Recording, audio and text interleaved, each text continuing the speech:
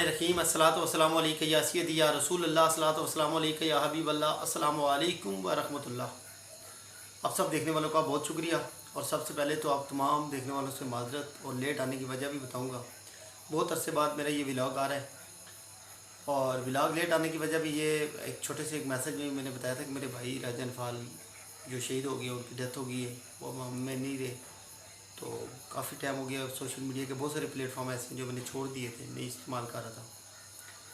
तो आज से व्लॉग का सिलसिला दोबारा से शुरू होगा। तो इंशाल्लाह आप लोगों को वक्तन फ़वक्तन मेरे व्लॉग आते रहेंगे। तो आप सबसे इल्तिमास है कि मेरे भाई राजा अनफाल के लिए दुआ ज़रूर कीजिएगा और उन्हें दुआ में ज़रूर याद रखिएगा। आप सबका बहुत शुक्रिया। व्लॉग को आगे बढ़ाते हैं। बात करेंगे जी रजब भट्ट के हवाले से। रजब भट्ट मैंने पहले भी बताया था कि वो नासूर है कि जो कभी भी किसी का नहीं बन सकता।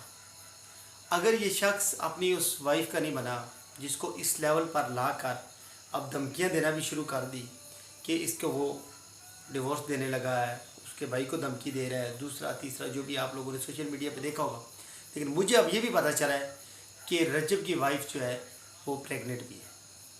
तो अगर इस हालत की खातून के हवाले से तुम इस तरह की बातें करोगे, इस तरह भौंकोगे, इनका जो मामला जो बने हैं, खुद तो वो सोशल मीडिया पे आ रहा है, बेगम को भी ला रहा है, अपनी माँ बहनों को भी ला रहा है। सोशल मीडिया की जीनत वो किस तरह बना है वो आप सबको पता है।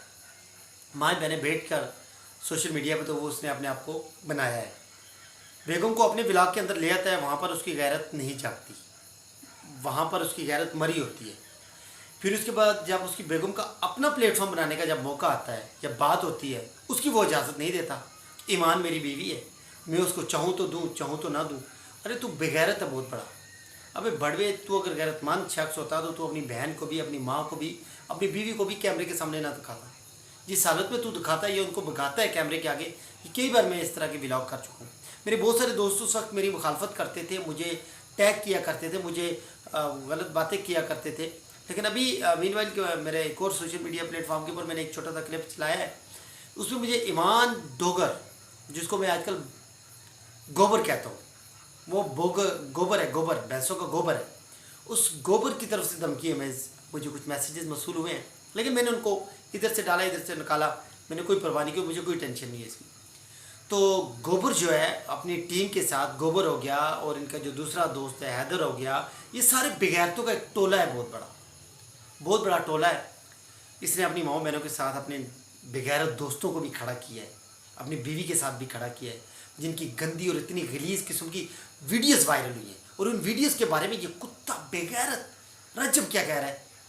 कोई बंदा बात करो तो उसको कहता है कि गार दिखाओ, उसको फलां की ये दिखा दो, फलां की वो दिखा दो। सबसे पहले तो बेगैरत इंसान तुमने अपनी माओ बहनों को इसका पूरा सब कुछ दिखाया होगा, ये मैं क्लियर कहता हूँ।